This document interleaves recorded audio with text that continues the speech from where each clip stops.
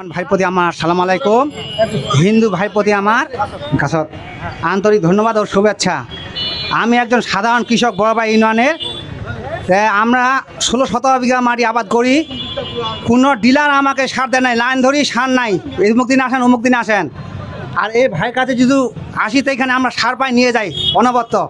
কিন্তু আমাদের মতো লোকের কী হবে অবস্থা? আমরা যদি খোলা মার্কেটে সার না পাই, আমরা লাইন ধরি, এমন লোকের সার দিয়ে 5 বস্তা 10 বস্তা দিয়ে দেয়, হাতে বিক্রি করে দেয়। আমাদের মতো সার নাই। ওইখানে লাইন ধরছি, ওই যে অন্যের সঙ্গে কারি আছে লাইসেন্স, কত এখানে লাইন ধরে এখানে লাইন ধরছি, আবার কত ওইখানে যান ওইখানে ধরছি, আবার কত এখন কৃষি অফিসার সই করে না। আমি যাইতে না যাইতে অর্ধেকগুলা লোকের স্লিপ নিচে, অর্ধেকগুলা লোক স্লিপ পায়, সার পায় না। আমাদের এখনও আলু ভিত চাষে আছে জানেন, সার কিনতে গেলে 2000 টাকা বস্তা চাই। আমরা কোথায় পাবো? আমরা গৃহস্থিতিগত লাভ করি।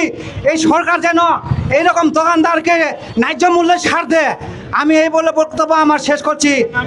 আমার নাম মোহাম্মদ সাদেকুল ইসলাম ভাই, বড় বাড়ি 16-17 বিঘা মাঠে কোনো যদি ডিলার দেখাইতে পারে 1 বস্তা সার দিচ্ছি, এই সাদুল বাবাকে আমি জুতায় মালা পিঠে চড়াই বেড়াবো ভাই।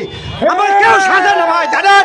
আমার যা দুঃখ মনে, সেই দুঃখ নিয়ে আমরা ঘুরে বেড়াই জানেন। এখনো ভিড় আসা আছে। ওই যে আমার গ্রুপের ভাই দেখা যায় 16-17 সাইকে আসেন, আমি লাইন ধরছি ভাই, আমাকে সাথে নেই, মানুষকে সার দিতে 5 বস্তা করে, অথচ কাউকে 1 বস্তা করে সার, আমাকে 1 বস্তা যদি সাথে তাও মন শান্তি হইতো। তারপর এখানে লাইন ধরছে, এখানেও আমাকে সার দেন না ভাই জানেন। আমার ভিতর ফাটতেছে ভাই। আমি ওই জাহাঙ্গীরের কাছে লাইন ধরছি, 16-17 বিঘা মাটি আমাকে সার দিচ্ছে ভাই, 25 কেজি সার দিয়ে আমার ভাই গৃহস্থ হবে ভাই। আমি ভাই কাছে খোলা মার্কেটে সার পাই, আমি নিয়ে যাই কোনো দোকানদারের কাছে। আমাদের মতো লোক, সৎ ব্যক্তিমান লোক ভাই, চোখের পানি চোখে ফিরে মারতেছে ভাই জানেন। আমার এটা অনুরোধ সাংবাদিক ভাইয়ের প্রতি, দেশের যারা গণ্যমান্য ব্যক্তি তাদের প্রতি অনুরোধ, যেন খোলা মার্কেটের সাহায্যে আমরা যেন আমাদের মতো নিরীহ লোক সার কিনে নিয়ে যেতে আমরা গৃহস্থী করতে পারি ভাই। এই বলে আমার বক্তব্য শেষ করছি। মুসলমানের প্রতি আসসালামু আলাইকুম, হিন্দু ভাইয়ের প্রতি আন্তরিক ধন্যবাদ ও শুভেচ্ছা।